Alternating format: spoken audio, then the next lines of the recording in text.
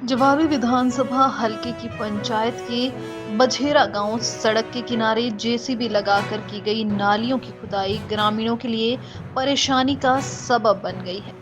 भारी बरसात में नालियों की खुदाई से पानी का बहाव एक तरफ होने से धीमान बस्ती के घरों को गिरने का खतरा पैदा हो गया है। प्रभावित ग्रामीणों ने कहा कि लोक निर्माण विभाग उपमंडल नगरोटा सूर्या ने एक ठेकेदार के द्वारा रात के अंधेरे में जेसीबी लगाकर उनके मकानों की तरफ सड़क के किनारे गहरी नाली खोद दी, जबकि उन्हें विश्वास में भी नहीं लिया और नाली जेसीबी से केवल उनके ही घरों के पास खोदी गई, जिससे पानी एक जगह ही ठहरने से उनके घरों के लिए खतरा बन गया है।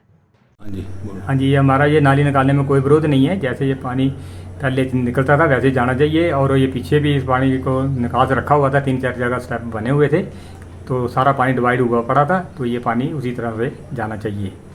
बाकी हमारा नाली निकालने में कोई आपसे कोई ये परेशानी कोई नहीं है। आप निकालिए बड़ी खुशी से, लेकिन सोच समझ के काम करो। मैं सुनीता कुमारी, वाइफ ऑफ श्री बंसीलाल जी। मैं गांव बजेरा की जरूरत से के साथ ही जो लगता है वहाँ से हूँ। मैं अभी 29 तारीख को चंडीगढ़ में थी। मेरा ट्रीटमेंट और मेरे हस्बैंड का सुहाना हॉस्पिटल चंडीगढ़ में चल रहा है। तो रात को मुझे 9 बजे करीब फ़ोन आता है, मेरे घर में जेसीबी लगाई जाती है पीडब्ल्यूडी के विभाग के द्वारा, और मेरे घर में पीछे नाली के लिए खुदाई की जाती है।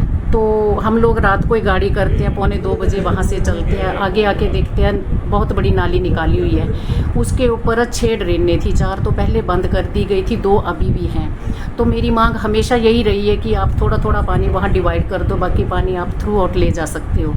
अब प्रॉब्लम ये है कि इतनी भारी बरसात हो रही है और मेरे घर को बहुत बड़ा खतरा है, और नीचे एक घर और है चौधरी पवन कुमार जी, उनके घर को भी खतरा है, और वो अपनी बेटी को लेके पीजीआई में बैठे हुए हैं। उनकी लड़की की किडनियां दोनों फेल हो चुकी हैं, तो उन्होंने हमें भी इन्वॉल्व नहीं किया, ना उनको कोई कॉल करी, और ये सारा पीछे से हुआ है। तो मेरी यही गुजारिश है, कल को मेरे घर को, जब पवन कुमार के घर को कोई नुकसान पहुँचता है तो जिम्मेदारी विभाग ही उठाएगा।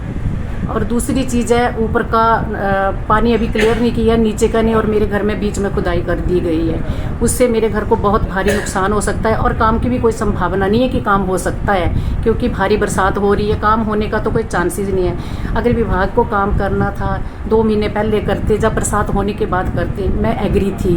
बट ऐसा है कि अभी पानी दोनों जगह डिवाइड किया जाए और नाली का काम शुरू किया जाए। और नाली का काम तभी हो जब मैं घर में हूँ, क्योंकि हमारा ट्रीटमेंट चल रहा है, क्योंकि मैं बार बार ना आ सकती हूँ ना मैं जा सकती हूँ। हम दोनों बीमार रहते हैं, और दोनों का ट्रीटमेंट सुहाना में चल सकता है, मैं इसके प्रूफ भी दे सकती हूँ। बाकी जो ठेकेदार सोमनाथ जी हैं, वो पूरी तरह इन्वॉल्व हैं।